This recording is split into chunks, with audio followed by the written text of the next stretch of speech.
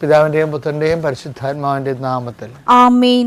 അമ്മേ പരിശുദ്ധമേ, അമ്മേ പരിശുദ്ധമേ, ദൈവമാതാവേ, കൃപാസനത്തിലൂടെ ഞങ്ങൾക്കും ഞങ്ങളുടെ ദേശത്തിനും അമ്മ മധ്യസ്ഥം തേടി തന്ന എല്ലാ അനുഗ്രഹങ്ങൾക്കും കൃപകൾക്കും ഞങ്ങളിപ്പോൾ ഹൃദയം നിറഞ്ഞ നന്ദി പറയുന്നു. അമ്മേ പരിശുദ്ധമേ, അമ്മേ പരിശുദ്ധമേ, ദൈവമാതാവേ, 2004 ഡിസംബർ 7 തീയതി ഉച്ചകഴിഞ്ഞ് 2:30 കൃപാസനത്തിൽ സംഭവിച്ച അമ്മയുടെ പ്രത്യക്ഷപ്പെടലിനെ കുറിച്ച് തിരുസഭയ്ക്ക് സമർപ്പിച്ചിരിക്കുന്ന പഠനരേഖകളുടെ മേൽ സഭാത്മകമായ പഠനം ആരംഭിക്കുവാൻ ഞങ്ങൾ പ്രാർത്ഥിക്കുന്നു. അമ്മേ പരിശുദ്ധമേ, ഭൂസ്വർ ലോകങ്ങളുടെ രാജ്ഞിയായ അങ്ങേയ്ക്ക് ഭൗമ സംരക്ഷണത്തിനായി പ്രപഞ്ച പ്രകൃതിയെ തന്നെ തിരുസഭ പ്രതിഷ്ഠിക്കുവാൻ ഈ പ്രത്യക്ഷീകരണം വഴി ഇടയാക്കണമേ. പരിശുദ്ധമേ, ജപമാല മാതാവേ, സകല കൃപാസനം പ്രാർത്ഥനകളോടും ചേർത്ത് ഞങ്ങളിപ്പോൾ പ്രാർത്ഥിക്കുന്ന ഈ കുടുംബത്തിന്റെ പ്രത്യേക നിയോഗം പറമക്കളെ.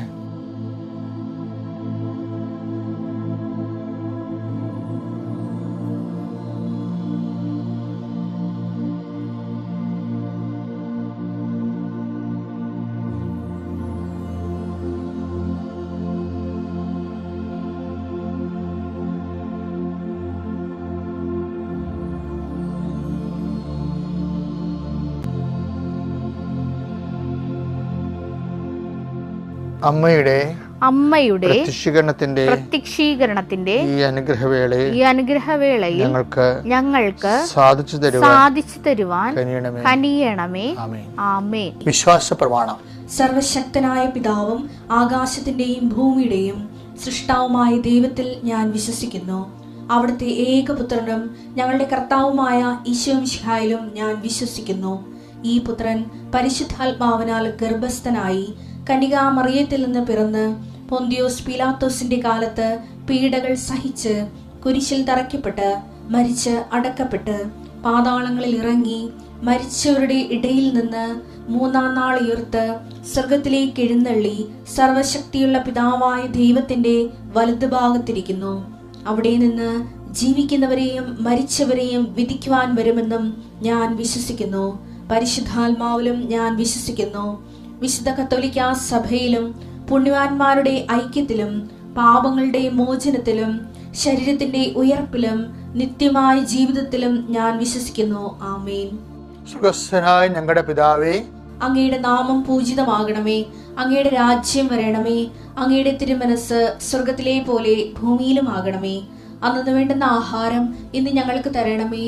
ഞങ്ങളോട് തെറ്റ് ചെയ്യുന്നവരോട് ഞങ്ങൾ ക്ഷമിക്കുന്നത് പോലെ ഞങ്ങളുടെ തെറ്റുകൾ ഞങ്ങളോടും ക്ഷമിക്കണമേ. ഞങ്ങളെ പ്രലോഭനത്തിൽ ഉൾപ്പെടുത്തരുതേ, തിന്മയിൽ ഞങ്ങൾ രക്ഷിക്കണമേ. ആമേൻ. നന്മ നിറഞ്ഞ മറിയമേ, സ്വസ്തി. കർത്താവ് അങ്ങയുടെ കൂടെ സ്ത്രീകളിൽ അങ്ങ് അനുഗ്രഹിക്കപ്പെട്ടവളാകുന്നു. അങ്ങയുടെ ഉദരത്തിൻ ഫലമായി ഈശോ അനുഗ്രഹിക്കപ്പെട്ടവനാകുന്നു. പരിശുദ്ധ മറിയമേ, തമ്പുരാന്റെ അമ്മേ, പാപികളായ ഞങ്ങൾക്ക് വേണ്ടി ഇപ്പോഴും ഞങ്ങളുടെ മരണസമയത്തും തമ്പുരാനോട് അപേക്ഷിക്കണമേ. ആമേൻ. എൻ്റെ കർത്താവിൻ്റെ ഉന്നതമായ നാമത്തിൽ നിങ്ങളുടെ വലത്തും ഇടത്തും ഇന്നത്തെ ജീവിത വഴികളിലെ വലത്തും ഇടത്തും വീട്ടിലും വഴിയിലും ജലത്തിലും കരയിലും മുകളിലെ ഹൃദയത്തിലും കർത്താവിൻ്റെ സാന്നിധ്യവും സഹവാസവും സംരക്ഷണം ഉണ്ടാവട്ടെ. നീ എന്തിനു വേണ്ടിയെന്ന് ഉത്കണ്ഠപ്പെട്ടിരിക്കുന്നത്, ഏത് വിഷയത്തിന് വേണ്ടി നീ സങ്കടപ്പെട്ടിരിക്കുന്നത്, ആ മേഖലയിൽ കർത്താവിന് ഇടപെടുകയും നീ എവിടെ പോയാലും നിൻ്റെ കൂടെ ഞാൻ ഉണ്ടായിരിക്കുന്നത് അളിച്ചത് കർത്താവിൻ്റെ സാന്നിധ്യം, സതതമായ സാന്നിധ്യം നിൻ്റെ കൂടെ ഉണ്ടാകുകയും നിനക്കൊരാൾ കൂടി ഉണ്ടായിരുന്നെങ്കിൽ ആരെയും കൊണ്ടുപോകാനും പറ്റത്തില്ല. പറഞ്ഞ രഹസ്യങ്ങൾ അവരറിയുകയും ചെയ്യും. നാട്ടിൽ പാട്ടാക്കും, വീട്ടിൽ പാട്ടാക്കും, തറവാട്ടിൽ പറഞ്ഞ കുട്ടി കെട്ടിയെഴുന്നള്ളിക്കും. അതുകൊണ്ട് ആരെയും കൊണ്ടുപോകാനും പറ്റത്തില്ല, കൊണ്ടുപോകാതിരിക്കാൻ പറ്റത്തില്ല. ദുസ്സംഗതി നിൽക്കണ മക്കൾക്ക് കർത്താവ് തന്നെ കൂടെ വരാനും നീ ഒറ്റയ്ക്ക് പോയാനും കർത്താവിൻ്റെ സന്നിധിയിൽ കർത്താവിൻ്റെ ചൈതന്യത്തിൽ നീ ആ വിഷയം കൈകാര്യം ചെയ്യാനുള്ള ആത്മധൈര്യം ലഭിക്കാൻ വേണ്ടി പ്രാർത്ഥിക്കുന്നു. നഷ്ടപ്പെട്ടു പോയ രേഖകൾ, നഷ്ടപ്പെട്ടു പോയ പണങ്ങൾ, നഷ്ടപ്പെട്ട പൊന്നുകൾ, അന്യാധീനപ്പെട്ടു പോയ വസ്തുക്കൾ, മറ്റുള്ളവർക്ക് ചതിക്കപ്പെട്ടതിൻ്റെ പേരിൽ ജോലി തരാമെന്നും പറഞ്ഞ് ചതിക്കപ്പെട്ടതിൻ്റെ പേരിൽ വായ്പ വാങ്ങിച്ച് തരാത്തതിൻ്റെ പേരിൽ ഒരു പണിയും നടക്കാതെ അതിൻ്റെ പേരിൽ വീട്ടിൽ എപ്പോഴും കലഹം ഉണ്ടാക്കുകയും ചെയ്തിരിക്കുന്ന അവസ്ഥകളിൽ നിന്ന് നീ രക്ഷപ്പെട്ടു വരുവാനും നിൻ്റെ അധ്വാന ശേഷി സത്യസന്ധമായ പണം നിനക്ക് തിരികെ ലഭിക്കുന്നതിന് വേണ്ടി ഈശോനാമത്തിൽ പ്രാർത്ഥിക്കുന്നു. കർത്താവിൻ്റെ ഉന്നതമായ നാമത്തിൽ സഭയുടെ അധികാരത്തിൽ കുരിശടയാളത്തിൽ ദൈവശക്തിയാൽ നീ ഇന്നത്തെ ദിവസം മുഴുവൻ അനുഗ്രഹിക്കപ്പെടട്ടെ.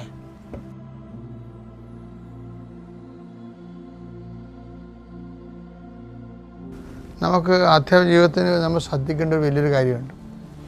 കാര്യം ഈ കല്യാണം ഒക്കെ ചെറുക്കൻ കാണാൻ വന്ന് നിനക്ക് ഇഷ്ടപ്പെട്ടാന്ന് ചോദിക്കുമ്പോൾ പെണ്ണ് ചാടിക്കയറി, ചില പെൺപിള്ളേർ ചാടിക്കയറി പറയും എനിക്ക് ഇഷ്ടപ്പെട്ടെന്ന് പറയും.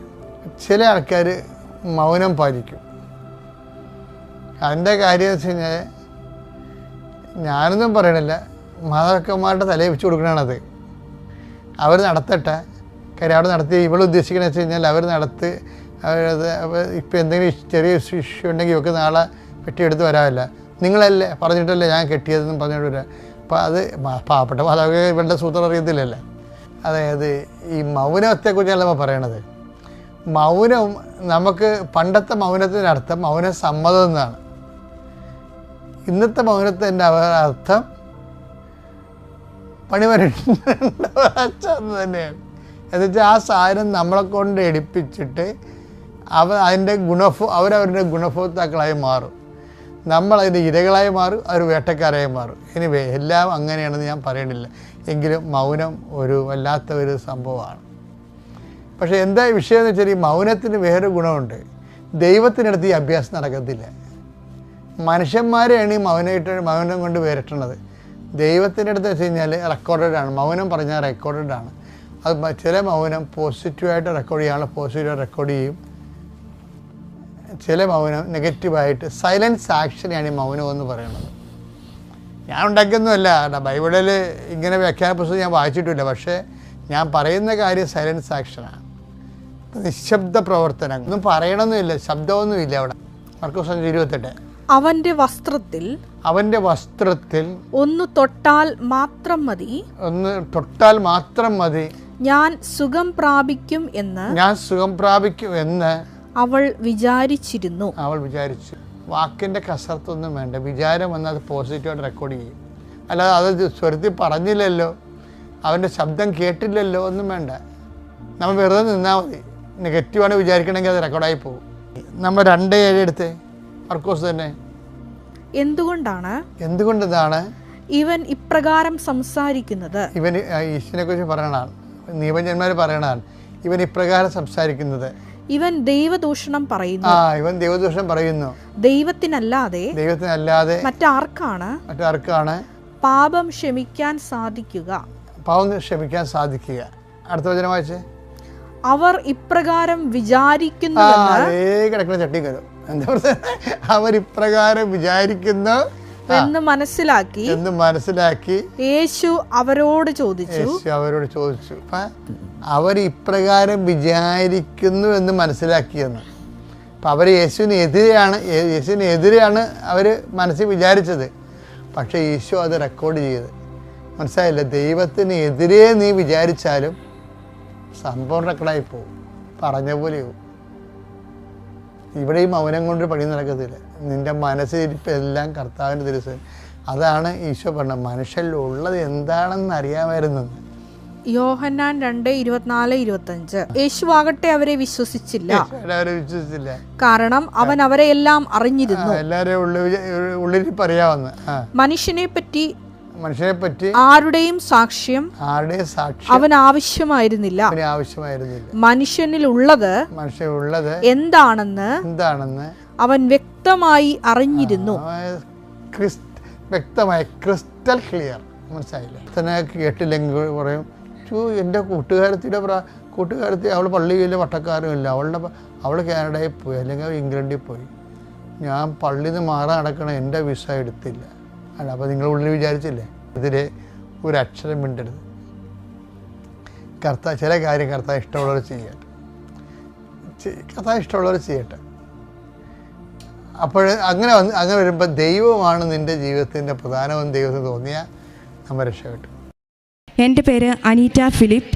ഞാൻ വരുന്നത് കാസർഗോഡ് ജില്ലയിലെ ചുള്ളിക്കര എന്ന് പറഞ്ഞ സ്ഥലത്ത് നിന്നാണ്. മനുഷ്യന് അസാധ്യമായത് ദൈവത്തിന് സാധ്യമാണ് എന്ന തിരുവചനത്തിന് ഉത്തമ ഉദാഹരണമാണ് ഞാനും എൻ്റെ കുടുംബവും. ഞാൻ ആദ്യമായി മാതാവിനെക്കുറിച്ച് അറിയുന്നത് 2019 നവംബർ മാസം അവസാനമാണ്. അന്നു മുതൽ ഞാനും മാതാവും തമ്മിലൊരു ബന്ധമുണ്ട്. എന്നാൽ 2022 നവംബർ മാസം അവസാനം ഞാനും എൻ്റെ ഹസ്ബൻഡും വർക്ക് ചെയ്യുന്നത് ഇറ്റലിയിലാണ്. ഞങ്ങൾക്ക് 2 ഇരട്ട കുഞ്ഞുങ്ങളുണ്ട്. മൂത്തയാൾ ഇവാന, രണ്ടാമത്തെ ആൾ ഇസബെല്ല. അവർ എൻ്റെ വീട്ടിലാണ് നിന്നുകൊണ്ടുണ്ടായിരുന്നത്. 2022 നവംബർ അവസാനം ഹസ്ബൻഡിൻ്റെ അമ്മച്ചി പെട്ടെന്ന് മരിച്ചതുകൊണ്ട് ഞങ്ങൾക്ക് എമർജൻസി ആയിട്ട് 10 ദിവസത്തെ ലീവിനായിട്ട് നാട്ടിൽ വരേണ്ടതായിട്ട് വന്നു. ആ സമയത്ത് എന്നെ കെട്ടിച്ചു വിട്ടത് കണ്ണൂർ ജില്ലയിലെ പയ്യാവൂർ എന്ന് പറഞ്ഞ സ്ഥലത്തോട്ടാണ്. ആ സമയത്ത് ഞങ്ങൾ വന്നപ്പോൾ എൻ്റെ കുഞ്ഞുങ്ങളും പയ്യാവൂർക്ക് വന്നു. 10 ദിവസത്തെ അവധി കഴിഞ്ഞ് പോകുന്നതിന് 3 ദിവസം മുമ്പ് ഞങ്ങൾ എൻ്റെ കുഞ്ഞിനെ പയ്യാവൂരിൽ നിന്ന് ചുള്ളിക്കരയിലോട്ട് കൊണ്ടുപോയാക്കുകയാണ്. അപ്പോൾ ഞങ്ങൾ ചുള്ളിക്കരയിലെത്തി. ഞങ്ങൾ ഡ്രസ്സ് മാറി പിള്ളേരുമായിട്ട് കുറച്ച് സമയം മുറ്റത്തൊക്കെ കളിച്ച് ഞാനും എൻ്റെ ഹസ്ബൻഡും വീടിൻ്റെ അകത്തോട്ട് പോയി. അത് കഴിഞ്ഞപ്പോഴത്തേനും എൻ്റെ മമ്മിയും 2 ഇരട്ട കുഞ്ഞുങ്ങളും വീടിൻ്റെ മുറ്റത്ത് കളിച്ചുകൊണ്ട് നിൽക്കുമായിരുന്നു. ആ സമയത്ത് പ്രതീക്ഷിക്കാതെ ഞങ്ങളുടെ വീടിൻ്റെ സൈഡിലായിട്ട് ഒരു നല്ല ഹൈറ്റിലൊരു മതിലുണ്ട്. ആ മതിലിൻ്റെ അപ്പുറത്ത് മറ്റൊരട പറമ്പാണ്. അവിടെ നിന്നിരുന്നൊരു തെങ്ങ് പ്രതീക്ഷിക്കാതെ നടുവേന്ന് പിളർന്ന് ആദ്യം കാറിൻ്റെ മണ്ടയിലോട്ട് വീണു. അതിന് ശേഷം ഇസബെല്ലയുടെ ദേഹത്തോട്ട് വീണാണ് ചെയ്തത്. ആ സമയത്ത് എന്ത് ചെയ്യണമെന്ന് അറിയത്തില്ല. നിലവിളിച്ച് കരയാനല്ലാതെ ഒന്നും ചെയ്തില്ല. എൻ്റെ ഹസ്ബൻഡ് ഓടി അവളെ ചെന്നെടുത്തപ്പോൾ അവൾ കാറിൻ്റെ അടിയിലായി പോയിട്ടുണ്ടായിരുന്നു. അവളെ കാറിൻ്റെ അടിയിൽ നിന്നാണ് വലിച്ചെടുത്തത്.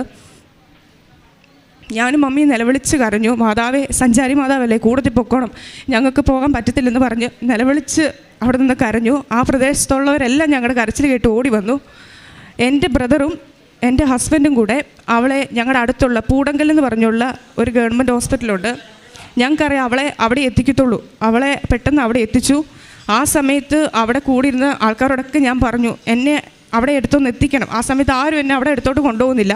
അവസാനം എൻ്റെ അയൽവക്കത്തുണ്ടായിരുന്ന ചേട്ടനോട് ഞാൻ കരഞ്ഞു പിടിച്ച് ആ ചേട്ടൻ്റെ വണ്ടിക്ക് എന്നെ പൂടങ്കൽ ഹോസ്പിറ്റലിലോട്ട് കൊണ്ടുപോവാണ്. പോകുന്ന വഴിക്ക് ഞാൻ നിലവിളിച്ച് കരയുന്നുണ്ട്, മാതാവേ, ഞാൻ പോകുന്ന വഴിക്ക് ആംബുലൻസ് ഒന്നും കണ്ടേക്കരുത്, അത് കണ്ടു കഴിഞ്ഞാൽ എൻ്റെ സമനില തെറ്റും, ഓൾറെഡി ഞാൻ മനസ്സും ശരീരവും ചത്തു, ഇനിയിപ്പം പോകുന്ന വഴിക്ക് ആംബുലൻസ് കണ്ടു കഴിഞ്ഞാൽ പിന്നെ എന്നെ ഇനി പിടിച്ചാൽ കിട്ടത്തില്ല. എന്തായാലും മാതാവ് അനുഗ്രഹിച്ച് പോകുന്ന വഴിയിലൊന്നും ആംബുലൻസ് കണ്ടില്ല. ഞാൻ ഹോസ്പിറ്റലിൽ എത്തിക്കഴിഞ്ഞപ്പോഴത്തേനും ആംബുലൻസ് മേളിൽ കിടക്കുന്നത് കണ്ടു.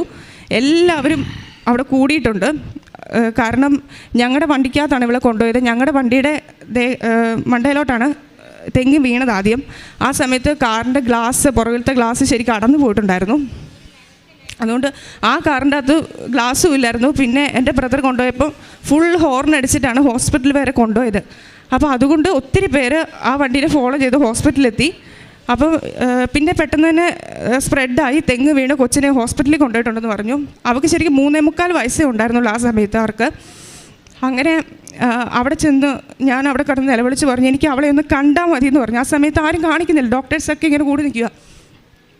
അങ്ങനെ ഞാൻ എൻ്റെ നിലവിളി കേട്ടിട്ട് ഡോക്ടേഴ്സ് പറഞ്ഞു, ജസ്റ്റ് കാണിക്കാം, നീ മിണ്ടരുത്, നീ മിണ്ടിക്കഴിഞ്ഞാൽ ഞങ്ങൾക്ക് അവൾക്ക് അന്നേരത്തിന് അവൾക്ക് സ്വന്തമായിട്ട് ശ്വാസം എടുക്കാനുള്ളതൊക്കെ അവൾക്ക് നഷ്ടപ്പെട്ടു തുടങ്ങി, നീ മിണ്ടരുതെന്ന് പറഞ്ഞു. പക്ഷെ ഞാൻ എൻ്റെ കൊച്ചിനെ നോക്കിയപ്പോഴത്തേനും ഞാൻ നിലവിളിച്ച് കരഞ്ഞു. ആ സമയത്ത് അവളൊന്ന് കാലിട്ടൊന്ന് പിടച്ച് കഴിഞ്ഞപ്പോഴത്തേനും പിന്നെ ഡോക്ടേഴ്സ് എന്നെ അവിടെ നിന്ന് മാറ്റുകയാണ് ചെയ്തത്. അന്നേരം അവരെന്നോട് പറഞ്ഞു, പേടിക്കാനൊന്നുമില്ല, ചെറുതായിട്ടൊരു പോറിൽ തലയ്ക്ക് പറ്റിയിട്ടുണ്ട്, അതുകൊണ്ട് നമുക്ക് ഇവിടെ അതിനുള്ള ഫെസിലിറ്റീസ് ഒന്നുമില്ല, നമുക്കൊരു കാര്യം ചെയ്യാം, നമുക്ക് കണ്ണൂർക്ക് മാറ്റാമെന്ന് പറഞ്ഞു. അപ്പോൾ എനിക്ക് തോന്നി കൊച്ച് പോയെന്ന് തോന്നുന്നത്. കാരണം അല്ലെങ്കിൽ പിന്നെ കണ്ണൂർക്ക് മാറ്റുന്ന അടുത്ത പരിയാരം എന്ന് പറഞ്ഞൊരു ഹോസ്പിറ്റലൊക്കെ ഉണ്ടല്ലോ, അങ്ങോട്ട് മാറ്റുന്നില്ലോ എന്ന് വിചാരിച്ചു. അങ്ങനെ എൻ്റെ ഹസ്ബൻഡും അവിടുത്തെ ഒരു സ്റ്റാഫ് നേഴ്സും കൂടെ ആംബുലൻസിന് പോവുക. അന്നേരം എൻ്റെ വീട്ടുകാരും എന്നെ കൂടത്തിൽ കൊണ്ടുപോകുന്നില്ല. അപ്പം ഞാൻ പറഞ്ഞു, ഞാൻ നിൽക്കത്തില്ല, എനിക്ക് അവിടെ കൂടത്തിൽ പോകണമെന്ന് പറഞ്ഞു. അങ്ങനെ എൻ്റെ കസിൻ ചേട്ടൻ്റെ കാറിന് ഞാനും എൻ്റെ ബ്രദറും കൂടെ, പിന്നെ എൻ്റെ കസിൻ ചേച്ചി കൂടുതലുണ്ടായിരുന്നു. ഈ സമയത്ത് പൂടങ്കൽ ആശുപത്രി കടന്ന് നിലവിളിച്ച് കരഞ്ഞ സമയത്ത് ഏതോ ഒരു ചേച്ചി എൻ്റെ കൂട്ടത്തിൽ വന്ന് ചേച്ചിയുടെ കയ്യിൽ കൃപാസന മാതാവിൻ്റെ ഒരു ലോക്കറ്റ് കൊടുത്തിട്ട് പറഞ്ഞു, മോളെ, ഞാൻ ഇന്നലെ കൃപാസനത്തിൽ പോയ ആളാണ്, നീ പ്രാർത്ഥിക്ക്. അന്നേരം എൻ്റെ കൂട്ടത്തിൽ വന്ന് ചേച്ചിക്ക് കൃപാസന മാതാവിനെക്കുറിച്ച് വലിയ വിശ്വാസം അങ്ങനെ ഒന്നും ഇല്ലായിരുന്നു. പക്ഷേ ആ ചേച്ചി ലോക്കറ്റ് കൈ പിടിച്ച് പ്രാർത്ഥിച്ചു. ആംബുലൻസ് കൊച്ചിൻ്റെ കണ്ണൂർക്ക് കൊണ്ടുവന്നു. ഞങ്ങൾ ആ സമയത്ത് കാറിന് പോവുകയാണ്. ആ സമയത്ത് ചേച്ചി ലോക്കറ്റ് തിരിച്ചു കൊടുത്ത് ചേച്ചിക്ക് തിരിച്ചു കൊടുത്തു. അങ്ങനെ പോകുന്ന സമയത്താണ് ചേച്ചി ഇങ്ങനെ പറയുന്നത്, ഇന്നതുപോലെ ഒരു ചേച്ചി എൻ്റെ ലോക്കറ്റ് തന്നിട്ടുണ്ടായിരുന്നു എന്ന് പറഞ്ഞു. എൻ്റെ പിള്ളേരും എൻ്റെ പേരൻസും ഇവിടെ വന്നിട്ട് ഉടമ്പടി എടുത്തിട്ടുണ്ടായിരുന്നു. അപ്പം കൊച്ചിൻ്റെ ദേഹത്ത് ആ സമയത്ത് മാതാവിൻ്റെ കാശുരൂപം ഉണ്ടായിരുന്നു. ഞാൻ മാതാവിനോട് എൻ്റെ കഴുത്തെ കടന്ന് കാശുരൂപം പിടിച്ച് പ്രാർത്ഥിച്ചു പറഞ്ഞു, മാതാവേ, എനിക്ക് ഇസബെല്ലാനെ തിരിച്ചു തന്നില്ലെങ്കിൽ ഞാനും മാതാവും തമ്മിൽ ഇനി ഒരു ബന്ധവും ഉണ്ടാകത്തില്ല, ഞാൻ ഇനി പ്രാർത്ഥിക്കത്തില്ല എന്ന് അങ്ങനെ പറഞ്ഞ് ഞാൻ കരഞ്ഞ് പ്രാർത്ഥിച്ചു. അങ്ങനെ എല്ലാവരും പറഞ്ഞു പരിയാരത്ത് കയറ്റേണ്ട കാര്യമില്ല, പെട്ടെന്ന് തന്നെ കണ്ണൂർക്ക് വിടാൻ പറഞ്ഞു. അങ്ങനെ കണ്ണൂർ എത്തുന്നതിന് മുമ്പ് തന്നെ സ്റ്റാഫ് നഴ്സ് പറഞ്ഞു അവൾ എന്തായാലും കണ്ണൂർ എത്തത്തില്ല. ആദ്യം അവൾക്ക് പുറമെ ഒരു പൊട്ടലോ പോറലോ ഒന്നും കണ്ടില്ല, ഒരു ബ്ലഡ് വരുമോ അങ്ങനെയും ചെയ്തില്ല. പക്ഷേ പരിയാരം എത്തുന്നതിന് മുമ്പ് തന്നെ ഫുള്ള് ബ്ലീഡിങ് വരാൻ തുടങ്ങി, വായിക്കൂടെയും മൂക്കിക്കൂടെ എല്ലാം ബ്ലഡ് വന്നു തുടങ്ങി. ആ സമയത്ത് കൂട്ടത്തിലുണ്ടായിരുന്ന ചേട്ടൻ, സത്യം പറഞ്ഞാൽ ചേട്ടനെ മുണ്ട് കീറിയിട്ടാണ് ബ്ലഡ് മൊത്തം തൂത്ത് തുടച്ചത്. എൻ്റെ ഹസ്ബൻഡും കൂട്ടത്തിലുണ്ടായിരുന്ന സ്റ്റാഫ് നഴ്സും മൊത്തം ഛർദ്ദിച്ചു. പൂടങ്കൽ എന്ന് പറയുന്ന സ്ഥലത്ത് നിന്ന് പരിയാരം വരെ എങ്ങനെ വന്നാലും കുറഞ്ഞത് ഒരു 1.5 മണിക്കൂർ നോർമൽ ഇതിൽ ട്രാവൽ ചെയ്യണം. പക്ഷേ ആ ആംബുലൻസ് ഡ്രൈവർ അതുപോലെ ആ കൊച്ചിനെ സ്വന്തം ഒരു കൂടപ്പുറപ്പിനെ പോലെ കണ്ടുകൊണ്ടായിരിക്കാം അവൻ വെറും 33 മിനിറ്റ് കൊണ്ട് ആ ചേട്ടൻ ശരിക്കും അവളെ പരിയാരത്തെത്തിച്ചു. പരിയാരത്തെ സ്റ്റാഫ് നഴ്സിൻ്റെ അത്രയൊരു പ്രഷർ ഉള്ളതുകൊണ്ട് മാത്രമാണ്, കാരണം ഇവർ കണ്ണൂർക്ക് കൊണ്ടുപോകാനായിട്ടാണ് ഇരുന്നത്. അപ്പോൾ സ്റ്റാഫ് പറഞ്ഞു എന്തായാലും ഇവൾ കണ്ണൂർ വരെ എത്തത്തില്ല, പരിയാരത്ത് കയറ്റി നമുക്ക് സപ്പോർട്ട് കൊടുക്കണം എന്ന് പറഞ്ഞ് അവളെ പരിയാരത്ത് കയറ്റി. അവരവിടുന്ന് സപ്പോർട്ടൊക്കെ കൊടുത്ത് പെട്ടെന്ന് തന്നെ അവളെ കണ്ണൂർ ആസ്റ്റർ മിംസ് ഹോസ്പിറ്റലിൽ എത്തിച്ചു. അവിടെ എത്തിച്ചപ്പോഴത്തേന് അവിടെ എല്ലാ സജ്ജീകരണങ്ങളും നടത്തിയിട്ടുണ്ടായിരുന്നു. അപ്പം ഈ പൂടങ്കലിൽ നിന്ന് മാതാവിൻ്റെ ലോക്കറ്റ് ഒരു ചേച്ചി കൊടുത്തു. അതുകൂടാതെ പരിയാരത്തു നിന്ന് എൻ്റെ ഒരു കസിൻ ചേച്ചി അമ്മയായിട്ട് അവിടെ ഹോസ്പിറ്റലിൽ അഡ്മിറ്റ് ആയിരുന്നു. ആ സമയത്ത് ആ ചേച്ചി ഇവിടെ വന്ന് ഉടമ്പടി എടുത്തതായിരുന്നു. ആ ചേച്ചിയുടെ നേർച്ച വസ്തുക്കളുണ്ടായിരുന്നു. ആംബുലൻസിലും ഇസബല്ലയുടെ ദേഹത്തോടും ആ ചേച്ചി ഉപ്പ് വെതറിയാണ് വിട്ടത്, വിശ്വാസപ്രമാണം ചൊല്ലി ഉപ്പ് വെതറി വിട്ടു. അപ്പോൾ മാതാവിൻ്റെ സംരക്ഷണം തുടക്കം മുതൽ ഇസബല്ലയുടെ കൂട്ടത്തിൽ തന്നെ ഉണ്ടായിരുന്നു. അങ്ങനെ അവൾ കണ്ണൂർ ഹോസ്പിറ്റലിലെത്തി. എമർജൻസി പെട്ടെന്ന് തന്നെ അവിടെ തലയോട്ടിക്കും തലച്ചോറിനും ഇടയ്ക്ക് ബ്ലഡ് മൊത്തം ക്ലോട്ടായി. അങ്ങനെ എമർജൻസി അവർ ക്ലോട്ടായ ബ്ലഡ് അവർ ഓപ്പറേഷൻ ചെയ്തെടുത്തു. അങ്ങനെ ഈ ഒരു സൈഡിലെ ബോൺ എടുത്ത് അവർ പുറത്ത് വെച്ചിട്ടാണ് അവർ ഓപ്പറേഷൻ നടത്തിയത്. പിന്നീട് അവർ പറഞ്ഞു അവിടെ സ്പൈനൽ കോഡിന് പൊട്ടലുണ്ട്, അവിടെ നട്ടലിന് പൊട്ടലുണ്ട്, പിന്നെ ഹിപ്പിൻ്റെ ഇവിടെ പൊട്ടലുണ്ട്, ലെൻസിന് പ്രോബ്ലം ഉണ്ട്, മൊത്തം പോയി കിടക്കുകയാണ്. ഒരു തെങ്ങ് വീണതല്ലേ, സാധാരണ നമ്മൾ കേട്ടിട്ടുള്ളത് മടല അല്ലെങ്കിൽ ഒരു തേങ്ങ എന്നൊക്കെ കേട്ടിട്ടുള്ളൂ. പക്ഷേ ഒരു തെങ്ങ് വീണ് കഴിഞ്ഞുള്ള കൊച്ചിൻ്റെ അവസ്ഥ നിങ്ങളൊന്ന് നമുക്ക് ഊഹിക്കാവുന്നേ ഉള്ളൂ. അപ്പോൾ ഡോക്ടേഴ്സ് ഓപ്പറേഷൻ കഴിഞ്ഞ് ഉടനെ അവളെ വെൻറ്റിലേറ്ററിലോട്ട് മാറ്റി. ഞാൻ അവളെ കണ്ടപ്പോൾ അവസ്ഥ അവിടെ മുഖം തന്നെ മാറിപ്പോയി. എൻ്റെ ഞാൻ മാതാവിന് തന്നെ അവളെ വിട്ടുകൊടുത്തു. പിന്നെ ഫെബ്രുവരി 26-ാം തീയതി അവരുടെ 4ാമത്തെ ബർത്ത്ഡേ ആണ്. ഞാൻ മാതാവിനോട് ഇത്രേ പറഞ്ഞുള്ളൂ, എനിക്ക് 26-ാം തീയതി ആകുമ്പോഴത്തേനും എനിക്ക് 2 പേരെ തിരിച്ചു തരുവാണെങ്കിൽ എനിക്ക് ഇസബല്ലനെ തിരിച്ചു തരണം, ഇല്ലെങ്കിൽ ഞങ്ങൾ 4 പേരെ എടുത്തു, ഞങ്ങൾക്ക് വേണ്ട, ഇനി ഇങ്ങനൊരു ജീവിതം ഞങ്ങൾക്ക് വേണ്ട എന്ന് പറഞ്ഞാണ് ഞാൻ ആ ഹോസ്പിറ്റലിൽ നിന്ന് കരഞ്ഞ് പ്രാർത്ഥിക്കുന്നത്. ആ സമയത്ത് കൂട്ടത്തിലുണ്ടായിരുന്ന ഒത്തിരി പേര് ഞങ്ങളോട് പറഞ്ഞു ഞങ്ങളും കൃപാസനത്തിൽ വന്ന് ഉടമ്പടി എടുക്കും, നീ കൃപാസന മാതാവിനോടല്ലേ പ്രാർത്ഥിക്കുന്നത്, ഓക്കെ ഞങ്ങളും വന്ന് പ്രാർത്ഥിച്ചോളാം എന്ന് പറഞ്ഞു. അങ്ങനെ പിറ്റേ ദിവസം തൊട്ട് വെൻറ്റിലേറ്ററിൽ എന്നെ എൻ്റെ ഹസ്ബൻഡിനെ കയറ്റാൻ തുടങ്ങി. ഡോക്ടേഴ്സ് പറഞ്ഞു നമുക്കൊന്നും ചെയ്യാനില്ല, ഞങ്ങളാൽ കഴിയേണ്ടതൊക്കെ ഞങ്ങൾ ചെയ്തു കഴിഞ്ഞു, ഇനി ഒന്നുമില്ല, ഇനി എല്ലാം ദൈവത്തിൻ്റെ കയ്യിലാണ്. പിന്നെ അവൾക്ക് യൂറിനറി ഇൻഫെക്ഷനായി, ബ്ലഡിൽ ഇൻഫെക്ഷനായി, മൊത്തം പിന്നെ യൂറിനൊന്നും കൺട്രോൾ ഇല്ലാതെ പോകാൻ തുടങ്ങി. അപ്പോൾ അതൊക്കെ ബാഡായിട്ടുള്ള സിംറ്റം ആയിട്ടാണ് ഇവർ ഡോക്ടേഴ്സ് പറയുന്നത്. അപ്പം ഡോക്ടർ പറഞ്ഞു ബാക്കിയെല്ലാം ദൈവത്തിൻ്റെ കയ്യിൽ, ഇനി നിങ്ങൾ തീരുമാനിക്കുക, എന്തിനും തയ്യാറായി നിന്നോ. അവർ നമ്മുടെ മുഖത്ത് നോക്കി തന്നെ എല്ലാ കാര്യങ്ങളും പറഞ്ഞു. ആ സമയത്ത് 5-ാം തീയതിയാണ് ഈ സംഭവം നടക്കുന്നത്, ഒരു 3:30 സമയം. 5-ാം തീയതി വൈകുന്നേരം തൊട്ട് 6-ാം തീയതി കഴിഞ്ഞു. 6-ാം തീയതിയും ഡോക്ടേഴ്സിന് ഒരു പ്രതീക്ഷയില്ല. അവർ പറഞ്ഞു നമുക്കൊന്നും ഇല്ല, പറയാനായിട്ട് ഒന്നുമില്ല, ബാക്കിയെല്ലാം ദൈവത്തിൻ്റെ കയ്യിൽ. 6-ാം തീയതി വൈകുന്നേരം ഞങ്ങളോട് പറഞ്ഞു 7-ാം തീയതി ഒരു CT സ്കാൻ ഉണ്ട്, അതിൻ്റെ അകത്ത് അറിയാൻ പറ്റും ഇനി മുമ്പോട്ട് എങ്ങനെയാണ് എന്താ. എന്നാലും ഇവർ ഒരു പ്രതീക്ഷ, 1% പോലും ഇവർ പ്രതീക്ഷ നമ്മളോട് പറയുന്നില്ല. എന്തെങ്കിലും ഒരു പ്രതീക്ഷ പറഞ്ഞെങ്കിലല്ലേ നമുക്കും ഒരു ഇതുള്ളൂ. പക്ഷേ ഇവരൊന്നും പറയുന്നില്ല, എന്തിനും തയ്യാറായിട്ട് നിന്നോ. ആ സമയത്ത് എനിക്ക് അവിടെ ടിൻസസിനെ ഓർക്കാൻ പോലും പറ്റുന്നില്ല. എനിക്ക് ഇസബല്ല തന്നെയാണ്, ഇസബല്ലനെ കിട്ടിയില്ലെങ്കിൽ മുമ്പോട്ട് ജീവിതമില്ല. 10 ദിവസത്തെ അവധിക്ക് വേണ്ടി വന്നതാണ് ഞാനും എൻ്റെ ഹസ്ബൻഡും. അങ്ങനെ 7-ാം തീയതി ഇവളെ സ്കാനിങ്ങിന് കയറ്റുന്നതിന് മുമ്പ് എനിക്കൊരു ഇതുണ്ടായിരുന്നു, മാതാവിൻ്റെ ഒരു ഫോട്ടോ എത്രയും വേഗം അവിടെ തലക്കിലൊന്ന് എത്തിക്കണം. അതിനു മുമ്പ് 5-ാം തീയതി തൊട്ട് ഇവക്ക് ഞാൻ മാതാവിൻ്റെ ഓയിൽ അപ്ലൈ ചെയ്യുന്നുണ്ടായിരുന്നു. വീട്ടിൽ നിന്ന് മാതാവിൻ്റെ തൈലം വീട്ടിൽ നിന്ന് മമ്മി കൊടുത്തു വിട്ടു. അന്ന് തൊട്ട് ഞാൻ മാതാവിൻ്റെ തൈലം ഇവിടെ ശരീരം മൊത്തം ഞാൻ കുരിശടയാളത്താൽ അപ്ലൈ ചെയ്യുമായിരുന്നു. ആ സമയത്ത് 7-ാം തീയതി മാതാവിൻ്റെ പ്രതീക്ഷീകരണ ദിവസം, അന്ന് എൻ്റെ അനിയൻ, അവൻ UK അവൻ എന്നെ വിളിച്ച് പറഞ്ഞു എടി ഇന്ന് മാതാവിൻ്റെ പ്രതീക്ഷീകരണ ദിവസം, നീ മുട്ടിപ്പ എന്ന് പ്രാർത്ഥിക്കാൻ പറഞ്ഞു. അപ്പോൾ ഞാൻ പറഞ്ഞു എനിക്ക് മാതാവിൻ്റെ ഒരു ഫോട്ടോ എനിക്ക് വേണം. അപ്പോൾ അതിനുവേണ്ടി ഞാൻ എൻ്റെ ബ്രദറിനോടും കസിൻ ചേട്ടനോട് പറഞ്ഞപ്പോൾ അവർ പറഞ്ഞു നീ ഇവിടെ നിന്ന് പ്രാർത്ഥിച്ചാൽ മതി, നീ ഇനി എങ്ങോട്ടും പോകണ്ടെന്ന് പറഞ്ഞു. എന്നെ എങ്ങോട്ടും തന്നെ വിടാൻ പറ്റുന്നൊരു മാനസികാവസ്ഥയിലല്ലായിരുന്നു. അപ്പോൾ കൂട്ടത്തിൽ ഹസ്ബൻഡിൻ്റെ പപ്പായുടെ പെങ്ങളുണ്ടായിരുന്നു. ആൻറ്റിയോട് ഞാൻ പറഞ്ഞു, ആൻറ്റിയുടെ ഫോണൊന്നും എനിക്കിതാ, എനിക്ക് മാതാവിൻ്റെ ഒരു ഫോട്ടോ ഗൂഗിളിൽ കയറി എടുക്കണം, എന്നിട്ട് എനിക്ക് അതിൻ്റെ ഒരു കളർ പ്രിൻ്റ് എടുക്കണം എന്ന് പറഞ്ഞു. ഞാൻ എന്നിട്ട് എൻ്റെ ബ്രദറിൻ്റെയും കസിൻ ചേട്ടൻ്റെയും കണ്ണ് വെട്ടിച്ച് ലിഫ്റ്റ് പോലും എടുക്കാതെ ഞാൻ ഓടി, കിട്ടിയ ഫോണുമായിട്ട് ഞാൻ ഓടിയിട്ട് താഴെ ചെന്ന് അന്വേഷിച്ചു, എവിടെയാണ് ഒരു കളർ പ്രിൻ്റ് എടുത്തു തരുന്നതെന്ന് ചോദിച്ചു. അന്നേരം അവർ പറഞ്ഞു, ഇവിടെ എടുത്തു തരും, പക്ഷേ ഇപ്പോൾ അത് ഓപ്പൺ ആയിട്ടില്ല, തന്നെയല്ല സ്റ്റാഫിന് മാത്രമേ കൊടുക്കത്തുള്ളൂ, പുറമക്കാർക്ക് എടുത്ത് കൊടുക്കത്തില്ലെന്ന് പറഞ്ഞു. അങ്ങനെ ഞാൻ ആ സ്ഥലം കണ്ടെത്തി അവിടെ ചെന്നൊരു ചേട്ടനോട് ചോദിച്ചു, ചേട്ടാ എനിക്ക് ഈ മാതാവിൻ്റെ ഒരു ഫോട്ടോ എനിക്കൊന്ന് കളർ പ്രിൻ്റ് എടുത്ത് തരാമെന്ന് ചോദിച്ചു. ചേട്ടൻ പറഞ്ഞു, മോളെ ഇത് ഓപ്പൺ ആയിട്ടില്ല, പിന്നെ തന്നെയല്ല നിങ്ങൾക്കിത് എടുത്ത് തരാനുള്ളൊരു ഇതില്ലെന്നും പറഞ്ഞു. ഞാൻ അവിടെ നിന്ന് ആ ചേട്ടന് മുമ്പിൽ കരഞ്ഞു പറഞ്ഞു, ചേട്ടാ ഇന്ന് എൻ്റെ കൊച്ചിൻ്റെ സ്കാനിങ് ആണ്, അതിനു മുമ്പ് എനിക്ക് മാതാവിൻ്റെ ഫോട്ടോ അവിടെ തലയ്ക്ക് വെക്കണം, പിന്നെ ഒരു പ്രതീക്ഷയില്ലാതെ എൻ്റെ കൊച്ച് വെൻറ്റിലേറ്ററിൽ കിടക്കുന്നത്, എനിക്ക് ആകെ പ്രതീക്ഷ ഈ മാതാവിൽ മാത്രമാണെന്ന് പറഞ്ഞു. ആ ചേട്ടൻ പറഞ്ഞു, കൊച്ച് ഫോൺ കാണിക്കാൻ പറഞ്ഞു. ഞാൻ ഫോൺ കൊടുത്തു. കുറച്ച് സമയത്തിനുള്ളിൽ ആ ചേട്ടൻ ഫോട്ടോ എൻ്റെ തിരിച്ചു തന്നു. എന്നിട്ട് ഞാൻ എൻ്റെ കയ്യിലുണ്ടായിരുന്ന പൈസ ചേട്ടൻ കൊടുത്തത് ചേട്ടൻ മേടിച്ചില്ല. ഞാൻ പറഞ്ഞു, നേർച്ച കിട്ടോ. ആ ചേട്ടൻ മേടിക്കുന്നില്ല. ചേട്ടനും കരഞ്ഞു, കരച്ചിൽ കിട്ടിട്ട് കരഞ്ഞു, നീയും പോയി പ്രാർത്ഥിക്കുക, ഞാനും പ്രാർത്ഥിക്കാമെന്ന് പറഞ്ഞു. ഞാൻ ആ ഫോട്ടോയായിട്ട് ലിഫ്റ്റ് പോലും എടുക്കാതെ ഞാൻ സ്റ്റെപ്പ് കയറി വിശ്വാസ പ്രമാണം ചൊല്ലിക്കൊണ്ട് ഞാൻ ഓടുക. ആ ഓടിയ സമയത്തൊന്നും ഞാൻ എൻ്റെ കയ്യിൽ എത്ര ഫോട്ടോ ഉണ്ടെന്ന് നോക്കുന്നില്ല. ഞാൻ ഒരു ഫോട്ടോയാണ് ആ ചേട്ടനോട് ചോദിച്ചത്. അവിടെ 9:30-10 മണിയാകുമ്പോഴത്തേനും ഡോക്ടേഴ്സ് റൗണ്ട്സിന് കയറും. ആ സമയത്ത് പിന്നെ നമ്മളവിടെ കയറ്റത്തില്ല. അപ്പോൾ റൗണ്ട്സിന് കയറുന്നതിന് മുമ്പ് എനിക്ക് ഈ ഫോട്ടോ ഒന്ന് അവിടെ തലയ്ക്ക് വെക്കണമെന്നുണ്ടായിരുന്നു. ആ സമയത്ത് ഞാൻ അവിടെ ഓടിച്ചെന്നു. സെക്യൂരിറ്റി ചേച്ചിയോട് പറഞ്ഞു, ചേച്ചി ഇന്നതുപോലെ ഈ ഫോട്ടോ ഇന്ന് വെക്കാവോ എന്ന് ചോദിച്ചു.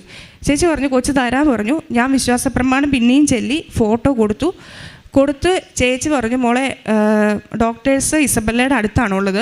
ഞാൻ പറഞ്ഞു, കുഴപ്പമില്ല ചേച്ചി, ഇത് കൊണ്ട് വെക്കാൻ പറഞ്ഞു. അപ്പം ഡോക്ടേഴ്സ് റൗണ്ട്സിന് കയറുന്നതിന് മുമ്പും ഇവരോട് ഒരു പുഞ്ചിരി മാത്രമേ ഉള്ളൂ, കാരണം ഇവരോടൊന്നും പുറത്ത് നിൽക്കുന്നവരോടൊന്നും പറയാനില്ല. ആ ഒരു അവസ്ഥയിലാണ് ഡോക്ടേഴ്സ് അകത്ത് കയറിയത്.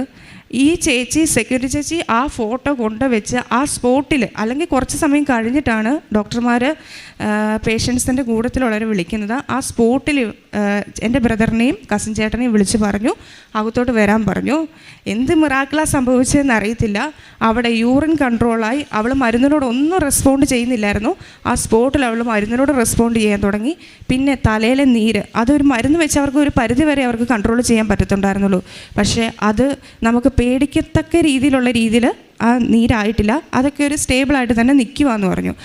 അന്നേരം ആ സ്പോട്ടിലാണ്. അതുവരെ അതിൻ്റെ തൊട്ട് നിമിഷം വരെ ഡോക്ടേഴ്സിനും ഒരു പ്രതീക്ഷയില്ല, അവിടുത്തെ സ്റ്റാഫിനും പ്രതീക്ഷയില്ല, കൂട്ടത്തിലുണ്ടായിരുന്നവർക്ക് ഒരു പ്രതീക്ഷ ഇല്ലാതിരുന്നതാണ്. അപ്പം ആ സമയം തൊട്ട് ഡോക്ടേഴ്സ് പറഞ്ഞു, നമുക്കൊരു ഹോപ്പുണ്ട്, നിങ്ങൾ ആരോടാണോ പ്രാർത്ഥിച്ചത് പ്രാർത്ഥിച്ചോ, മുറുക്കെ പിടിച്ചോളാൻ പറഞ്ഞു. അങ്ങനെ ആ നിമിഷം തൊട്ട് ഞാനൊരു ബുക്ക് മേടിച്ച് വചനം എഴുതാൻ തുടങ്ങി. കാരണം എനിക്ക് മനസ്സിലായി, മനുഷ്യന്മാരെയും കൊണ്ടൊന്നും ചെയ്യാൻ പറ്റത്തില്ല, ഇത് ദൈവത്തിന് മാത്രമേ പറ്റത്തുള്ളൂ. ഞാൻ അവിടെ എഴുതാൻ തുടങ്ങി, മനുഷ്യന് അസാധ്യമായത് ദൈവത്തിന് സാധ്യമാണ്, ലൂക്ക 18:27.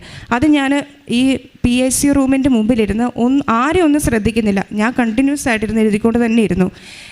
പിന്നെ ഡോക്ടേഴ്സ് പറഞ്ഞു, ഞങ്ങളിപ്പോൾ അവിടെ ബ്രെയിൻ്റെ കാര്യം മാത്രമേ നോക്കുന്നുള്ളൂ, അവിടെ സ്പൈനൽ കോഡിൻ്റെയും പിന്നെ ഹിപ്പിൻ്റെയും ഞങ്ങൾ നോക്കുന്നില്ല, അതൊക്കെ പിന്നീടാണ്, ആദ്യം ബ്രെയിൻ്റെ നോക്കട്ടെ എന്ന് പറഞ്ഞു. അങ്ങനെ അവൾ മരുന്നിനോടൊക്കെ റെസ്പോണ്ട് ചെയ്യാൻ തുടങ്ങി. ഓട്ടോമാറ്റിക്കായിട്ട് അവൾ ഓക്കെ വരാൻ തുടങ്ങി. അങ്ങനെ പിന്നെ അവളെ വെൻറ്റിലേറ്ററിൽ നിന്ന് അവളെ ICUലോട്ട് മാറ്റി. ICUന്ന് 22ാമത്തെ ദിവസം ഞങ്ങൾക്ക് വീട്ടിൽ വരാൻ പറ്റി. ഇങ്ങനൊരു സംഭവം നടന്നപ്പോൾ കുറഞ്ഞത് എല്ലാവരും വിചാരിച്ചു 1.5-2 മാസം അവൾ ഹോസ്പിറ്റലിൽ കിടക്കും എന്നാണ് വിചാരിച്ചത്. പക്ഷേ മാതാവിൻ്റെ അനുഗ്രഹം കൊണ്ട് ഞങ്ങൾക്ക് വെറും 22ാമത്തെ ദിവസം ഞങ്ങൾക്ക് വീട്ടിൽ വരാൻ പറ്റി. ഞാൻ ആ സമയത്തൊക്കെ വിശ്വാസപ്രമാണം, ഇവളെ കാണുന്ന സമയത്ത് മൊത്തം വിശ്വാസപ്രമാണം ചെയ്ത് തൈലം തേക്കുമായിരുന്നു. പിന്നെ മാതാവിൻ്റെ ഫോട്ടോ തലക്കിലുണ്ടായിരുന്നു. പിന്നെ ഞാൻ ഈ വചനം എഴുതിയിട്ട് അവിടെ തലക്കിൽ വെച്ചിട്ടുണ്ടായിരുന്നു, മനുഷ്യന് അസാധ്യമായത് ദൈവത്തിന് സാധ്യമാണെന്നുള്ള വചനവും ഞാൻ അവിടെ തലക്കിൽ ഒരു ഫയലിൻ്റെ അകത്താക്കി വെച്ചിട്ടുണ്ടായിരുന്നു. അതിനുശേഷം ഡോക്ടർ പറഞ്ഞു, നിങ്ങൾ കുറഞ്ഞത് ഇവർക്ക് ഒരു 6 മാസം വരെ സമയം കൊടുക്കണം, കാരണം ഇവള് മൊത്തം ഇത് പ്രോബ്ലം ആണല്ലോ, 6 മാസം വരെ സമയം കൊടുക്കണം എന്ന് പറഞ്ഞു. ഞങ്ങൾ പറഞ്ഞു, എത്ര സമയം വേണമെങ്കിലും കൊടുക്കാം, ഏത് കോലത്തിലും ആയാലും ഞങ്ങൾ സ്വീകരിക്കും, ഞങ്ങൾക്ക് ജീവനോടുകൂടി ഇവളെ തന്നെ തിരിച്ചു കിട്ടണം, കാരണം ഇവക്കൊരു ട്വിൻ സിസ്റ്ററുണ്ട്, അപ്പം ഞങ്ങൾക്ക് ഇവളെ തിരിച്ച് കിട്ടിയേ മതിയാവത്തുള്ളൂ, അതുകൊണ്ട് ഞങ്ങൾ സ്വീകരിച്ചോളാം എന്നുള്ള രീതിയിൽ തന്നെ ഞങ്ങൾ മുമ്പോട്ട് പോയി. അത് കഴിഞ്ഞ് ഇവൾ പെട്ടെന്ന് ഞങ്ങൾക്കറിയത്തില്ല, പെട്ടെന്ന് ഇവൾ ഇമ്പ്രൂവ്മെൻ്റ് ആകാൻ തുടങ്ങി. ഡോക്ടേഴ്സും ഭയങ്കര ഹാപ്പിയും. അങ്ങനെ 22ാമത്തെ ദിവസം ഞങ്ങൾ വീട്ടിലോട്ട് വന്നു. അതിൻ്റെ ഇടയ്ക്ക് ഡോക്ടേഴ്സ് ഞങ്ങളോട് പറഞ്ഞിട്ടുണ്ടായിരുന്നു, നിങ്ങൾ റീഹാബ് സെൻറ്ററിൽ പോകണം, കാരണം ഫിസിയോതെറാപ്പി ചെയ്യണം, സ്പീച്ച് തെറാപ്പി ചെയ്യണം. ആ സമയത്ത് ഇവളങ്ങനെ കാര്യമായിട്ട് സംസാരിക്കുന്നൊന്നുമില്ല, സൗണ്ട് പുറത്തോട്ടില്ല. അപ്പോൾ ഡോക്ടേഴ്സ് നമ്മളോട് പറഞ്ഞായിരുന്നു, ഇത് ബ്രെയിനെ ബാധിച്ചുകൊണ്ട് നമുക്ക് പറയാൻ പറ്റത്തില്ല. ഓർമ്മശക്തി, കാഴ്ച, കേൾവി, എല്ലാം ഇതിനെ ബാധിക്കും.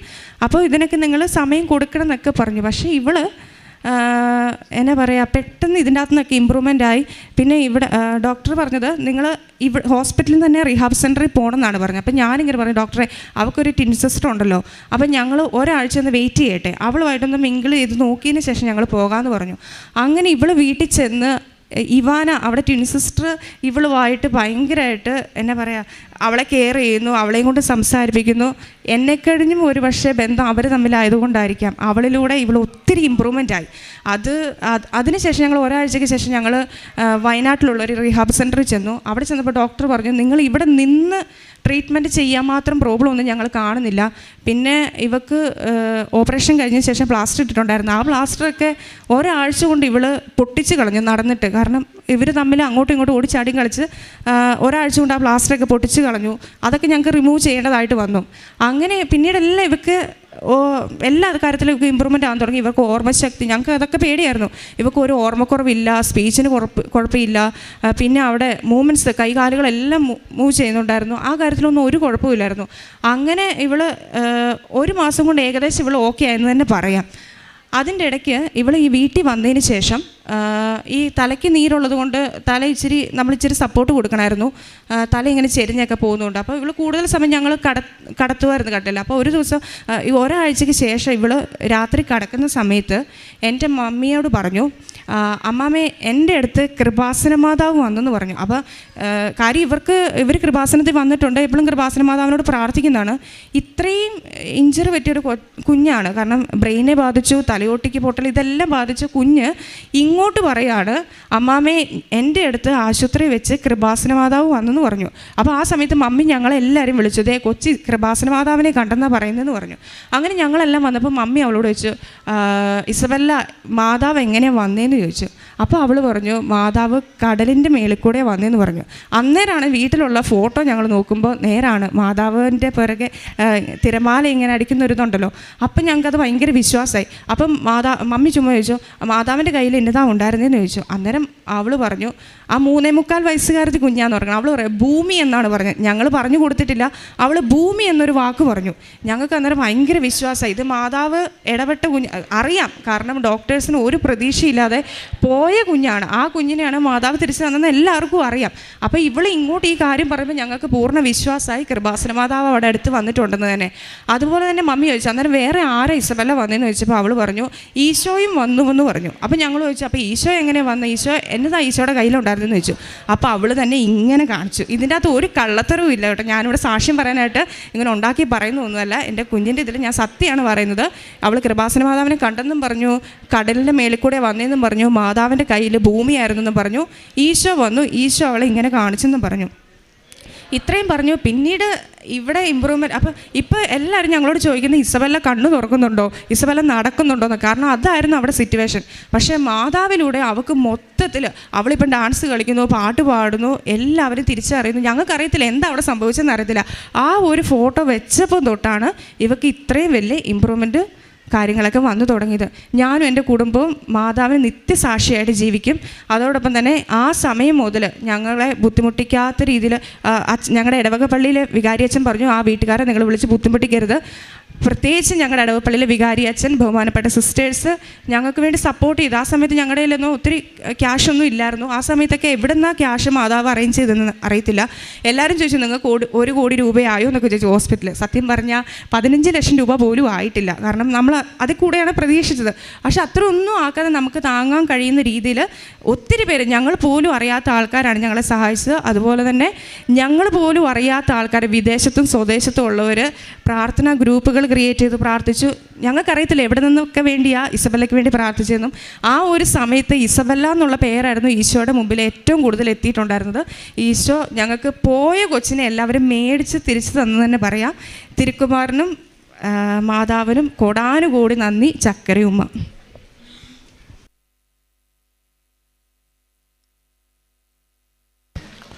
ഈ അനീറ്റ ഫിലിപ്പ് കാസർഗോഡ് നിന്ന് വന്ന ഈ സഹോദരി പറഞ്ഞ സാക്ഷ്യം വലിയൊരു സാക്ഷ്യമാണ് ഇവിടെ പറഞ്ഞത്.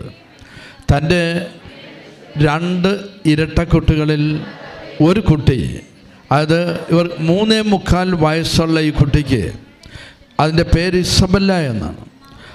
അതിന് പറ്റിയ ഒരു ആക്സിഡൻ്റാണ്. അതായത് തെങ്ങിൻ്റെ മണ്ട പോയിരുന്ന ഒരു തെങ്ങ്, മണ്ടയില്ലാത്ത ഒരു തെങ്ങ്, വീടിൻ്റെ തൊട്ടടുത്ത് നിന്ന് ഈ കുഞ്ഞും അവിടെ നിൽക്കുമ്പോൾ അത് ഒടിഞ്ഞു വീഴുകയാണ് ചെയ്തത്. അപ്പോൾ അവിടെ സംഭവിച്ചതെന്ന് പറഞ്ഞാൽ ഈ കുഞ്ഞിന് വലിയ അപകടമാണ്. വിശദീകരിച്ച ഈ മകൾ പറഞ്ഞു കഴിഞ്ഞ് അത് തലയോട്ടേക്കും ബ്രെയിനും സ്പൈനൽ കോഡ്, നട്ടല്, ഹിപ്പ് എന്നിവയ്ക്കെല്ലാം പൊട്ടൽ, പിന്നെ ബ്ലഡിലാണെങ്കിൽ ഇൻഫെക്ഷൻ, ആശുപത്രിയിൽ പരിശോധിച്ചപ്പോൾ യൂറിനറി ഇൻഫെക്ഷൻ, ന്യൂമോണിയ, ഇതെല്ലാം ബാധിച്ച് ആശുപത്രിയിൽ പരിശോധനയുടെ സമയത്ത് ഇതൊക്കെ അറിഞ്ഞ കാര്യങ്ങളാണ്. തലച്ചോറിലെ തലയോട്ടിയിൽ നിന്ന് ഒരു ഭാഗം എടുത്തു മാറ്റി പ്രത്യേകം ഫ്രീസറിൽ സൂക്ഷിക്കുകയാണ് ചെയ്തത്. ഇത് 6 മാസമെങ്കിലും ഇത് മാറ്റിവെക്കാനായിട്ട്, തിരിച്ച് റീപ്ലേസ് ചെയ്യാനായിട്ട് വേണ്ടിവരുമെന്നാണ് ഡോക്ടർ പറഞ്ഞത്. അപ്പോൾ ഇങ്ങനെയൊക്കെ ഉള്ള ഒരു ഘട്ടമാണ്.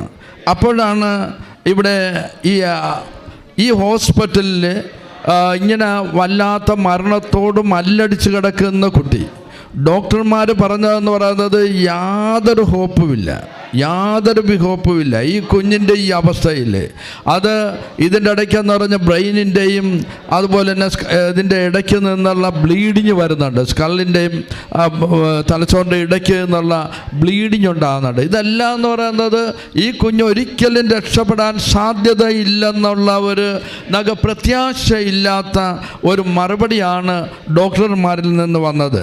അഥവാ അവർ പറഞ്ഞ ഇതാണ്, അഥവാ ഈ കുഞ്ഞ് ഏതെങ്കിലും വിധത്തിൽ രക്ഷപ്പെട്ടാൽ തന്നെ ഇതിന് ജീവിതത്തിൽ വലിയ എന്തെങ്കിലുമൊക്കെ പ്രശ്നങ്ങൾ, ഇതിൻ്റെ സൈഡ് എഫക്ട്സ് വലുതായിട്ട് തന്നെ ഉണ്ടാകും എന്നുള്ളതാണ് പറഞ്ഞത്. അപ്പോഴാണ് ഈ സഹോദരി ഉടമ്പടിയിലെ പോകുന്ന വഴിക്കൊക്കെ പലരുമൊക്കെ പ്രാർത്ഥിച്ചിരുന്ന ഉടമ്പടിയിലുള്ള കൃപാസനത്തിലുള്ള ഉപ്പ് കൊടുക്കുന്ന നേർച്ച വസ്തുക്കളൊക്കെ ഉപയോഗിക്കുന്നുണ്ട്. പക്ഷേ ഈ മകള് ഈ കുഞ്ഞിന് വേണ്ടിയിട്ട് ഉടമ്പടി തൈലം കുരിശിട്ട് വരച്ച് പ്രാർത്ഥിക്കുന്നുണ്ടായിരുന്നു എന്നുള്ളതാണ്. അപ്പം വെന്റിലേറ്ററിൽ കിടക്കുന്ന ഈ കുഞ്ഞിൻ്റെ തലയ്ക്കൽ കൃപാസനം അമ്മ മാതാവിൻ്റെ ഒരു ഫോട്ടോ കൊണ്ടുവന്ന് വയ്ക്കുന്നു. അതായത് MRI സ്കാൻ എടുക്കുക, ഈ കുഞ്ഞിൻ്റെ സ്കാൻ എടുക്കാനായിട്ട് ഡോക്ടർ പറഞ്ഞപ്പോൾ ഈ സ്കാൻ എടുത്ത് അതിൻ്റെ പ്രധാനപ്പെട്ട ചില കാര്യങ്ങൾ അറിയുന്നതിന് വേണ്ടിയിട്ട്, ക്രിട്ടിക്കലായിട്ടുള്ള ചില ഈ രോഗവിവരം അറിയുന്നതിന് വേണ്ടിയിട്ട് ഡോക്ടർ സ്കാൻ ചെയ്യാനായിട്ട് പറഞ്ഞു. അന്ന് അതിൻ്റെ തൊട്ട് മുമ്പിലത്തെ ദിവസമാണ്, തൊട്ട് മുമ്പെയാണ് ഈ മകൾ കൃപാസന അമ്മ മാതാവിൻ്റെ ഒരു ഫോട്ടോ എങ്ങനെയെങ്കിലും സംഘടിപ്പിക്കുന്നതിന് വേണ്ടി തത്രപ്പെട്ട് അത് ഈ കുഞ്ഞിൻ്റെ തലയ്ക്കൽ കൊണ്ടുപോയി വയ്ക്കുകയാണ്. ഈ ഫോട്ടോ വെച്ച് കഴിഞ്ഞപ്പോഴാണ് ആ കുഞ്ഞ് ഡോക്ടർ പറയുന്നത്, അത് ഡോക്ടർ വിളിച്ച് പറയുന്നത് യൂറിൻ കൺട്രോള്, തലയിലെ നീര് ഇതെല്ലാം സ്റ്റേബിളായി. ഇപ്പോൾ അതിനൊരു മരുന്നുകളോട് ഇത് പ്രതിപ്രവർത്തിക്കാൻ തുടങ്ങി. മറ്റേതെന്ന് പറഞ്ഞാൽ മരുന്നുകളോട് ഈ കുഞ്ഞിൻ്റെ ശരീരം പ്രവർത്തിക്കുന്നില്ല. അത് പ്രതിപ്രവർത്തിക്കാത്തത് കൊണ്ട് ഇവർക്ക് ആകപ്പാടെ ഡോക്ടർമാർക്കും വലിയ വിഷമത്തിലായിരുന്നു. അപ്പോൾ ആശയ്ക്കൊരു വഴിയുണ്ടെന്നുള്ളത് ഇങ്ങനെ അവരുടെ വായിൽ നിന്ന് കിട്ടി. എൻ്റെ സഹോദരങ്ങളെ 22 ദിവസം കുട്ടി കഴിഞ്ഞപ്പോൾ കുട്ടി വീട്ടിലേക്ക് വന്നു. അത് ഞാൻ ചുരുക്കി പറയുകയാണ്. അപ്പം ഇത് കഴിഞ്ഞപ്പോഴെന്ന് പറഞ്ഞ് റിഹാബിലിറ്റേഷൻ സെൻറ്ററിൽ പോയപ്പോൾ ഉടനെ അവിടെ ഉള്ള ഒരു പറഞ്ഞ് ഇത് ഫിസിയോതെറാപ്പി, അതുപോലെ തന്നെ നമ്മൾ സംസാരത്തിന് വേണ്ടിയിട്ടുള്ള ഇതൊന്നും ഇവിടെ ഒന്നും ചെയ്യേണ്ട, അതങ്ങ് നിങ്ങളുടെ അടുത്ത് എവിടെയെങ്കിലും പോയി കാര്യമൊക്കെ എത്ര കണ്ട് ബെറ്ററാണ്. അപ്പം ഇത് ഇങ്ങനെയൊക്കെ ആയിട്ട് വീട്ടിലിരിക്കുമ്പോൾ ഈ കൊച്ച് അമ്മാമ്മയോട്, ഈ പറഞ്ഞ സാക്ഷ്യം പറഞ്ഞ അനീറ്റയുടെ അമ്മയോട് ഈ കുട്ടി പറയുകയാണ്, അമ്മാമ്മേ ഞാൻ അമ്മ മാതാവിനെ, കൃപാസന അമ്മ മാതാവിനെ ഞാൻ കണ്ടിരുന്നു. അപ്പോൾ അവർ അത്ഭുതത്തോടുകൂടി ചോദിച്ച്, നീ എന്ത് കണ്ടു? അമ്മ മാതാവിനെ എന്ത്? കൃപാസനം മാതാവിനെ ഞാൻ കണ്ടു. അപ്പോൾ മാതാവ് എന്തായിരുന്നു? മാതാവിൻ്റെ കയ്യിൽ ഒരു ഗ്ലോബ് ഉണ്ടായിരുന്നു, ഒരു ഭൂമി ഇരിപ്പുണ്ടായിരുന്നു എന്ന് പറഞ്ഞു. അപ്പോൾ ഈ സഹോദരി എന്നോട് ചോദിച്ചു അതെൻ്റെ അർത്ഥം എന്താണെന്ന് അറിയില്ല. ഞാൻ പറഞ്ഞ് അത് ബഹുമാനപ്പെട്ട ജോസഫച്ചൻ്റെ അടുത്ത് നടക്കുന്ന ഏതെങ്കിലുമൊക്കെ ക്ലാസ്സുകളിൽ അതിനെക്കുറിച്ചൊരു വിശദീകരണം നമുക്ക് യൂട്യൂബിലൂടെ കേൾക്കാൻ സാധിക്കും. അതായത് ആ ഗ്ലോബ്, ഞാൻ അതിനെക്കുറിച്ചൊന്നും പറയാനായിട്ട് ശക്തനല്ല. അപ്പോൾ ഒരു ഗ്ലോബ്, ഭൂമി കയ്യിലിരിക്കുകയാണ് അമ്മയുടെ കയ്യിൽ. അപ്പോൾ ഇങ്ങനെ കണ്ട, എന്നിട്ട് ഉടനെ ഈ അമ്മാമ്മ ചോദിച്ചു, കുഞ്ഞ് അതിൻ്റെ അമ്മയുടെ കൂടെ ആരുണ്ടായിരുന്നു? അപ്പം ഈ അമ്മ എന്ത് ചെയ്യാണ്, എങ്ങനെയാണ് കണ്ടത്? അപ്പം പറയണ അത് കടലിൻ്റെ മുകളിൽ കൂടെ ഇങ്ങനെ നിൽക്കുന്നതായിട്ടാണ് കണ്ടത്, വരുന്നതായിട്ടാണ് കണ്ടതെന്ന്. എന്ന് പറഞ്ഞാൽ ഇവിടെ അമ്മ മാതാവ് ബഹുമാനപ്പെട്ട ജോസഫച്ചന് ഇവിടെ കൃപാസനത്തിൽ മരിയൻ തപസ് നടക്കുന്ന സമയത്ത് ജീവനോടെ പ്രത്യക്ഷപ്പെട്ടതാണ്. അപ്പം അമ്മ ഉടനെ തന്നെ ആ പ്രത്യക്ഷപ്പെട്ടതെന്ന് പറഞ്ഞാൽ ഇവിടെ വലിയൊരു സുനാമി പിന്നീട് ഇതിനോട് ശേഷം ഉണ്ടായ കാര്യമൊക്കെ അച്ഛൻ പറഞ്ഞിട്ടുള്ള. അപ്പോൾ ആ കടലിൻ്റെ ഇതാണ് ആ പശ്ചാത്തലത്തിൽ പുറകെ കാണുന്നത്. അമ്മ അതിൻ്റെ മീതെ ഇങ്ങനെ നിൽക്കുന്നതായിട്ട് കണ്ട്, ഗ്ലോബ് കയ്യിൽ. പിന്നീട് ഈ കൊച്ചു പറയുന്ന അമ്മ ആരുണ്ടായിരുന്നു? വേറെ ഈശോ ഉണ്ടായിരുന്നു. ഈ കുഞ്ഞിന് ആരും പറഞ്ഞു കൊടുത്തിട്ടില്ല. ഈശോയുടെ സിമ്പിളായിട്ടുള്ള വിജയത്തിൻ്റെ ആ വെന്നിക്കുഴ 2 എന്നുള്ള ആ ഇത് ഉദ്ധിതനായ ഈശോയുടെ 2 എന്നുള്ള ആ ഇത് കാണിക്കാൻ, ഇങ്ങനെ കാണിക്കാൻ. അപ്പം എൻ്റെ സഹോദരങ്ങളെ, ഈ പടം ഉടമ്പടിയിലുള്ള അതായത് നമ്മുടെ ഈ കൃപാസനം മാതാവിനെ തലക്കിൽ കൊണ്ടുപോയി വെച്ചതിലല്ല അത്ഭുതം. അവിടെ നടന്ന സംഭവം എന്ന് പറയുന്നത് കൃപാസന അമ്മ ഈ കുഞ്ഞിന് നേരിട്ട് അവിടെ പ്രത്യക്ഷപ്പെടുകയാണ്. അതാണ് അവിടെ നടന്നത്. അവിടെ അമ്മ മാത്രമല്ല, അമ്മയുടെ കൂടെ ഈശോയും ഉണ്ടായിരുന്നു. അപ്പോഴാണ് ഒരു ഹോപ്പും ഇല്ലായിരുന്ന ഈ കുഞ്ഞ്, അതായത് യാതൊരുവിധ രക്ഷപ്പെടുവാൻ സാധ്യതയില്ലെന്ന് വൈദ്യശാസ്ത്രം എഴുതിത്തള്ളിയിരുന്ന ഈ കുഞ്ഞിന് ശരീരം മരുന്നുകളോട് പ്രതിപ്രവർത്തിക്കാൻ തുടങ്ങി. അതായത് യൂറിനറി ഇൻഫെക്ഷനും അതുപോലെ തന്നെ തലയിലുള്ള അതെല്ലാം നോർമലായി മാറുകയാണ്. എൻ്റെ സഹോദരൻ അരയിലുള്ള നീരെല്ലാം നോർമലായി. പിന്നീടാണ് അങ്ങോട്ട് വലിയ മാറ്റങ്ങൾ വന്നത്. പിന്നീട് അങ്ങോട്ടെന്ന് പറഞ്ഞ കുഞ്ഞ് അതിൻ്റെ 6 മാസം കൊണ്ട് ഇത് വീണ്ടും ഈ തലയോട്ടി വെക്കാൻ പറ്റത്തുള്ളെന്ന് പറഞ്ഞത് 1 മാസം കൊണ്ട് വെച്ച്. പിന്നീട് നടക്കാമെന്ന് പറഞ്ഞത് കൊച്ചു 22-ാം ദിവസം വീട്ടിലേക്ക് വരികയാണ്. വളരെ പെട്ടെന്നാണ് ഇതിൻ്റെ ക്യൂക്കായിട്ടുള്ളതാണ് ഇതിൻ്റെ എന്ന് പറയുന്നത് ആ സുഖപ്പെടൽ. അത് പഴയ രീതിയിലേക്ക് കടന്നു വന്ന് വളരെ ആരോഗ്യമുള്ളൊരു കുഞ്ഞായിട്ട് ഇപ്പോൾ നടക്കുന്നതെന്നാണ് പറയുന്നത്. എൻ്റെ സഹോദരങ്ങൾ, എങ്ങനെ ഈ അത്ഭുതം ഇവിടെ നടക്കുന്നു? എങ്ങനെയാണ് ഈ കൃപാസനത്തിൽ ഇതുപോലുള്ള അത്ഭുതങ്ങൾ നടക്കുന്നത്? അതാണ് ഈ മകളൊരു വചനം പറഞ്ഞ് ലൂക്കായുടെ 1:37 ദൈവത്തിന് അസാധ്യമായിട്ടൊന്നുമില്ല, ദൈവത്തിന് അസാധ്യമായിട്ടൊന്നുമില്ല. പക്ഷേ അമ്മ മാതാവെന്ന് പറയുന്നത് ഇവിടെ പറയുന്നത്, അതായത് സമയത്തിൻ്റെ അതിനാഥയാണ്. അതുപോലെ തന്നെ നമ്മളുടെ കഴിവോ കൃപയോ ഒന്നും കൊണ്ടുമല്ല, വൈദ്യശാസ്ത്രമോ മരുന്നുകളോ ഒന്നുമല്ല. പിന്നെ എവിടെയാണ് രക്ഷ? അതെന്ന് പറയുന്നതാണ് എഫേസുസിൻ്റെ 2-ാം അധ്യായം 18-ാം തിരുവചനത്തിൽ പറയുന്നത്. അതായത് വിശ്വാസത്താലല്ല കൃപാവരത്താലാണ് നിങ്ങൾ രക്ഷിക്കപ്പെട്ടത്, അത് നിങ്ങൾ നേടിയെടുത്തതല്ല, ദൈവത്തിൻ്റെ ദാനമാണെന്നാണ് വചനം പറയുന്നത്. അപ്പം ദൈവത്തിൻ്റെ ദാനമാണ് ഈ കുഞ്ഞിൻ്റെ ജീവൻ, ദൈവത്തിൻ്റെ ദാനമാണ് ഈ ജീവൻ എന്നുള്ളത് തിരിച്ചറിഞ്ഞുകൊണ്ട് എൻ്റെ സഹോദരി, നിങ്ങളിനി ഈ കൃപാസനത്തിലെ അമ്മ മാതാവിന് ഈശോയ്ക്കും വേണ്ടി ശരിയായ വിധത്തിൽ പ്രവർത്തിക്കണം, വേല ചെയ്യണം. എവിടെയെങ്കിലുമൊക്കെ ഏതെങ്കിലും പോരായ്മകൾ ഇനി വന്നിട്ടുണ്ടെങ്കിൽ അതൊക്കെ ഒന്നുകൂടെ ഒന്ന് ശരിയാക്കിക്കൊണ്ട് മുന്നോട്ട് പോകണം. അത് എല്ലാവർക്കും ഇതൊരു മാതൃകയായിട്ട് ഇവിടെ നടക്കുന്ന ഈ അത്ഭുതം എത്രയോ മഹത്തരമാണ്, എത്രയോ വലുതാണ്. ശക്തമായി കരങ്ങൾ അടിച്ചുകൊണ്ട്, ശക്തമായി കരങ്ങൾ ഉയർത്തി അടിച്ചുകൊണ്ട് അമ്മ മാതാവിനെ ഈശോയെ നമുക്ക് മഹത്വപ്പെടുത്താം.